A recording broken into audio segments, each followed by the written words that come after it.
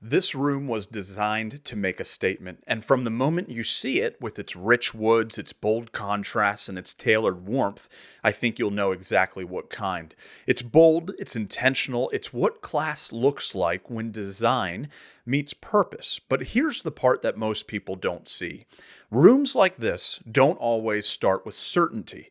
You begin with an idea, a direction, a dream of what could be. And still, there's that question in the back of your mind, can we actually pull this off? The difference comes down to this: sticking to a clear, well thought out plan, and even more than that, knowing how you want the space to make you feel. Not just what's trendy, not what's in right now, but what's meaningful. Ask yourself, do you want to feel the same type of warmth you do when you walk into your favorite restaurant? Do you want to recollect the grandeur you saw while traveling abroad? Do you want your space to speak to your identity, your passions, your heritage, your story? That's how great rooms are made. That's how they come alive. And this one, it does exactly that. If you're a returning subscriber, hit the thumbs up. If you're new here, hopefully by the end of this video, you'll be a subscriber. Remember that if you would like our help in designing your room, you can have that help by clicking the link in the description below. When Ray first reached out to us, he very simply said, "We have a living room and an attached hallway that need help." He and his wife originally found us in the video we did on a proper gentleman's basement. They loved the richness, the sophistication, and the boldness of it, but there was one concern. They didn't want to go quite as dark. The question became, can we create a proper gentleman's lounge without fully drenching the walls in a dark paint color? The answer is absolutely. And it's actually one of the most enjoyable approaches to take when chasing down this style. We're going to create a traditional English gentleman's club style room without leaning entirely on moody paint to carry the theme. The ceiling had already been paneled in pine boards. Ray and his wife liked them, but they weren't sure. Can this work with the design that we're envisioning? If not, they were open to removing them altogether. I stopped him right there though. That ceiling is a gift. It just hadn't been framed properly, at least not yet. The rest of the room wasn't doing it any justice, but we could change that. The purpose of this space was simple: to be a highly versatile room, somewhere to entertain guests, a space to enjoy as a couple, a space that could be enjoyed alone, the go-to room, if you will.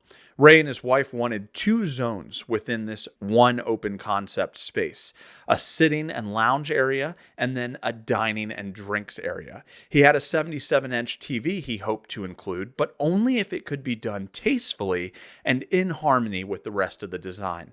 The layout, however, was still a question mark. Where would the TV go? Which way would the seating face? Could we establish a strong focal point without sacrificing the balance of the design? Where could the dining area live without disrupting the flow of the lounge? And then the primary challenge: can we actually make this room feel proper? Or will the room's structure keep it in a forever state of mediocrity? Well, the spoiler is it worked out, and beautifully so. If this doesn't scream class, I don't know what does.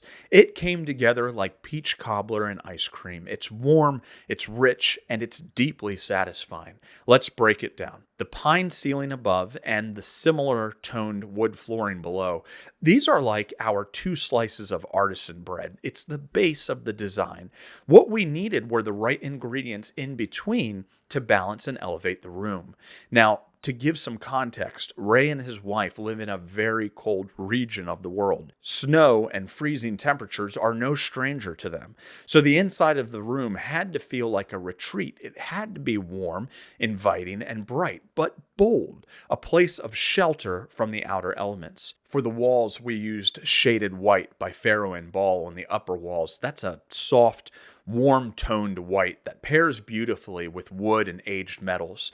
On the lower half, we used pitch black, which is also by Faro and Ball. This is their rich, neutral black that creates moody contrast without being too harsh. The upper wall sheen was completed in a matte finish. The lower portion of the wall had a full gloss sheen. A full gloss finish becomes almost reflective, and when used thoughtfully, it mimics custom paneling. So what's the result? it looks like we had decorative millwork installed around the entire room. The flanking bookshelves with their dark wood finish give a strong, scholarly vibe, emphasizing a sense of intellect and history, hallmarks of the gentleman's club aesthetic. This, combined with the dark lower half of the walls, does a wonderful job at grounding the entire room. We used an electric fireplace that was pre-framed with a traditional style surround and then painted it in a slightly lighter white than the walls to create a bit of contrast. This fireplace is such a hallmark of the gentleman's lounge, it needed to stand apart and not just blend in with the wall. On the right side of the room, there are black curtains and black accent paint to help anchor that side of the space. It creates a sort of wall and natural end to the design. Regarding black leather seating, a common mistake is the overuse of it in a room. The more you put in the room, the more its impact is diluted. We used it sparingly, with only the club chairs featuring the tufted black leather. So the pieces feel intentional, they're bold, and they're refined. They stand out as signature elements and not just another seat in the living room. The top grain leather Chesterfield sofa is a knockout piece in this room. It's not part of a matching set because it shouldn't be. Matching would have diluted its drama. These Chesterfields are really something to appreciate if you have the means to include them in your space. Elegant nailhead trim, wood framing with a sturdy base, 100% genuine leather with rolled arms. Chef's kiss. The mix of a distressed cognac leather Chesterfield sofa and black leather club chairs is striking.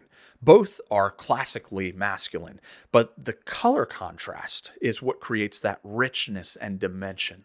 Now, this specific color pine used on the ceiling wouldn't be typical in a traditional English interior, but that's okay, and in fact, it's welcomed. My belief is that the most creatively unique spaces are those that have elements from various design styles.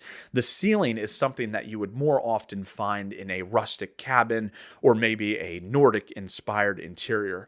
That gave us the idea to lean into a leather trunk coffee table as opposed to a classic traditional table. It really played out in our favor because it speaks to the English heritage. The chandelier is a traditional silhouette with an antique bronze finish, echoing those aged metals that pair so well with the shaded white paint color. This is where you begin to see the materials speaking to one another inside of the room. To keep the pine ceiling from overwhelming the space, we added pitch black painted poplar beams in a classic box coffered pattern. It adds depth, it draws the eye upward, and it reinforces that handcrafted old world feel. The beams are shallow, only about 3.5 inches deep, so they break up the ceiling without crowding the room, which is going to be important, especially if you're dealing with an 8-foot ceiling height. The far side of the room featured a recessed nook, an ideal dining area. Perfect symmetry guided the layout here. Symmetry is common among gentlemen's club designs. It's visually calming, it's orderly, it's rooted in tradition and formality. The only difference is the outside wall had a 5-foot floor plant, which helps to enclose the design. Sticking the plant on the other side would actually feel like a bit of a disruption to the room's flow. Small details, I know, but when you encounter them, you realize how much they matter. The dining area is a pocket-sized twin of the lounge. Same attitude, same elements, just scaled down for a bit more intimacy and balance. Curtain rods, sconces, and art display lights, all of these were done in brushed gold and brass, staying within the aged metal family. These finishes are like the sprinkles on top of a sundae. They're small, but they're significant. You'll notice we have a variety of lighting choices within this room. There's the table lamp, the floor lamp, the chandeliers, the sconce lights, and the fireplace. Our ability to create different moods by turning on different combinations of lights keeps this room versatile in how it can be used in the morning, in the mid-afternoon, or the evening. What's often overlooked are hallways as a moment of transition. They can serve as a soft hello or a thoughtful goodbye. Here, it's a stripped back version of the main room, no large furniture to carry the theme. And that's the point. The ceiling, the walls, the flooring, all of that alone carries the character. The hallway proves that this room holds its integrity without decor doing the heavy lifting. You've now seen the creation of a traditional English gentleman's lounge. If you like the video, hit the thumbs up. If you feel like sticking around a while, feel free to subscribe. See you on the next one.